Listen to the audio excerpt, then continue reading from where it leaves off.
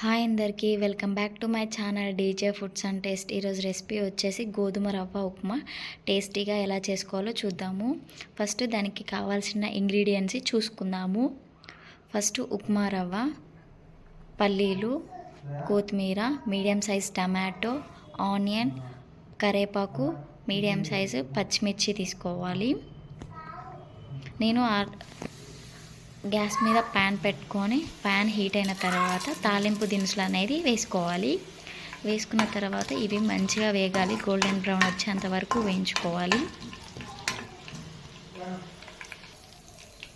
ఇప్పుడు 2 రెమ్మల కొంచెం అల్లం వేసుకుందాము. అల్లం వేసుకుంటే ఫ్లేవర్ అనేది బాగుంటుంది. 2 రెమ్మల కరివేపాకు వేసుకుందాము. వేసుకొని ఇవన్నిటిని మంచిగా మిక్స్ చేసేసుకోవాలి.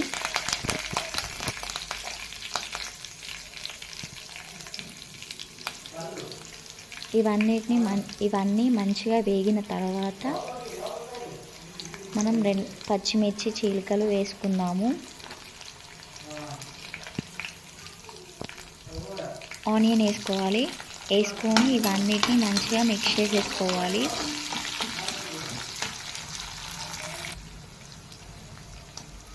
పల్లీలు వేసుకుందాము. పల్లీలు వేసుకున్న తర్వాత అన్నిటిని మంచిగా మిక్స్ చేసేసుకోవాలి. ఈ పల్లీలు, ఆనియన్స్ అన్నీ మంచిగా గోల్డెన్ బ్రౌన్ వచ్చేంత వరకు వేయించుకోవాలి.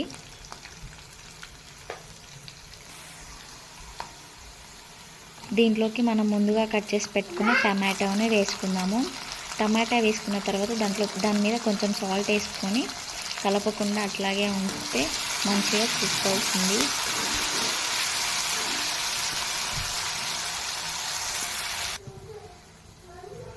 చూసారా ఎంత బాగా కుక్ అయ్యాయి. ఇప్పుడు వాటర్ తీసుకున్నాను.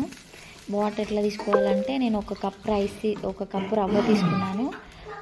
నేనైతే 3 గ్లాస్ వాటర్ తీసుకుంటున్నాను. అప్పుడైతేనే మంచిగా రవ్వ అనేది మంచిగా కుక్ అవుతుంది.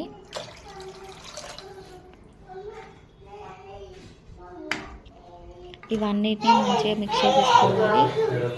చూడండి మంచిగా ఎసరు అనేది వస్తుంది.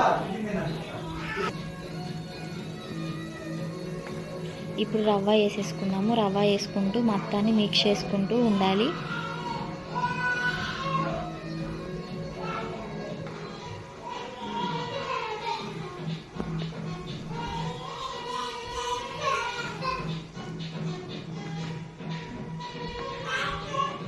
రవ్వ మొత్తం వేసుకున్న తర్వాత మళ్ళీ ఒకసారి మొత్తం మిక్స్ చేసేసి ఒక 5 మినిట్స్ గ్యాప్ పెట్టేసి ఉంచుదాము.